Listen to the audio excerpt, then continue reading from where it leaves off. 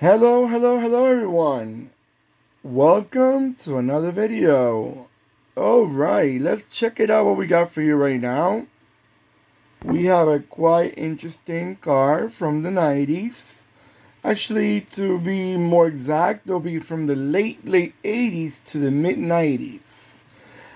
And I'm bringing some American cars. A lot of you guys have asked me about American cars, and I got a few of them coming up.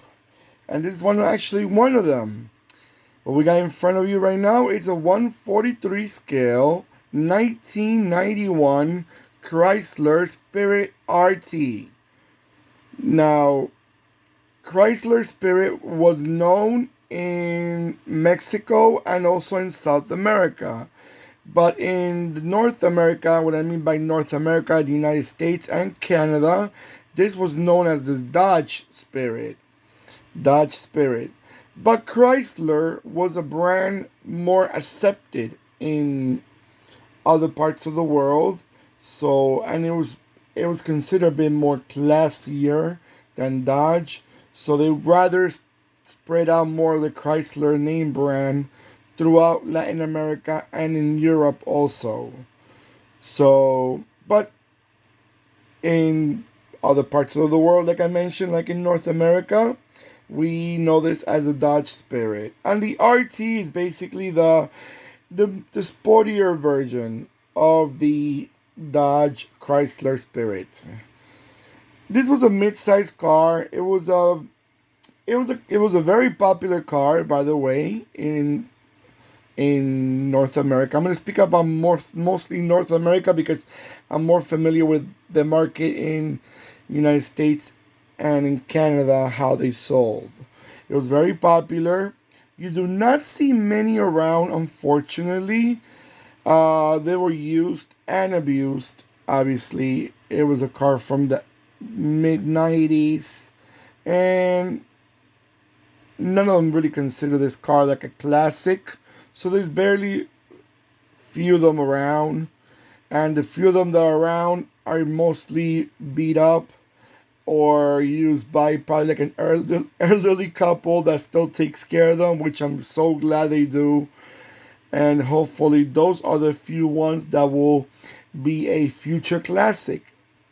To me, I don't know. I don't really know what they really consider classic. How old a car has to be to consider a classic.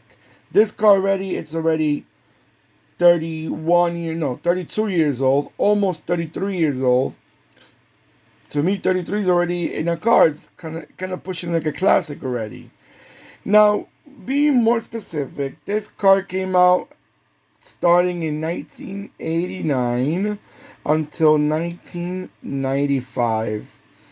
It was assembled in United States, their homeland, also in Mexico and in Venezuela.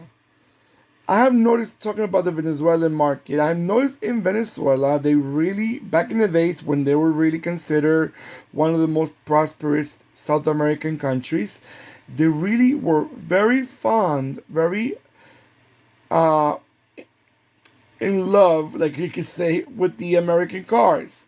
And I was super surprised about that because usually South American countries are really more into the European cars.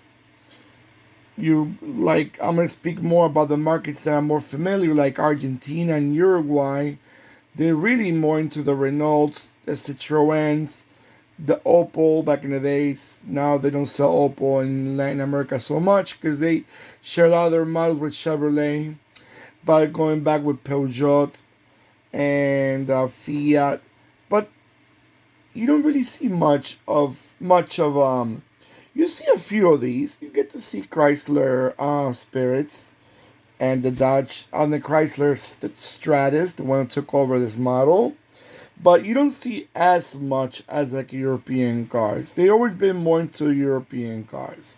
But in Venezuela, I've seen many videos about cars in the streets, and they still have even the older Chevrolet Caprice and the Dodge Polara and the bigger cars. And that's surprising. I didn't know that much about Venezuelan market like that. But yeah, I noticed that they're really, really fond of the American cars, and they still are, even though their economy is not strong at all, unfortunately. But they still are in in very favor of the American market. All right, it's a four door. They never made a station wagon out of these cars. Uh, they don't. I don't think they made a two door. No, they never made a two door either. They just kept them as a four door. They also had as a I think it was Plymouth Acclaim. It was called Plymouth Acclaim. Share the same model. Like I said, it was a very bread and butter car. Nothing crazy. All right, guys. I'm gonna let it go around a few times, and I'll be right back.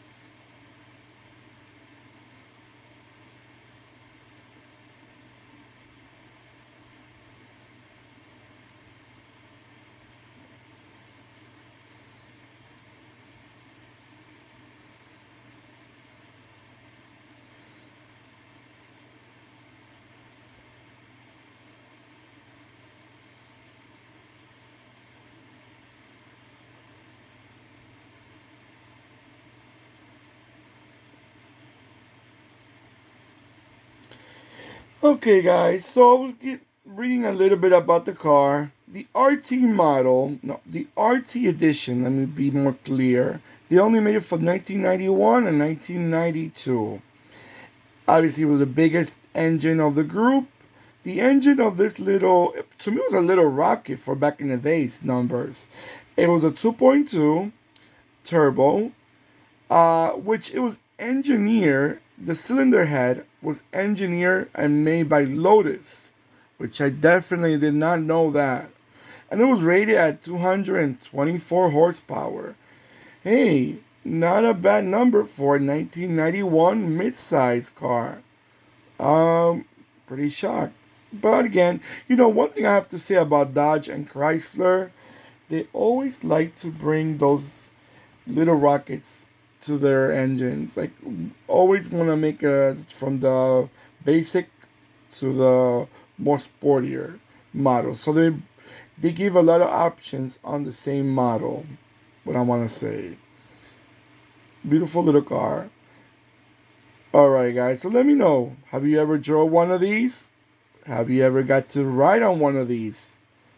Do you find them comfortable? Did you find them reliable? Do you still see them on the roads?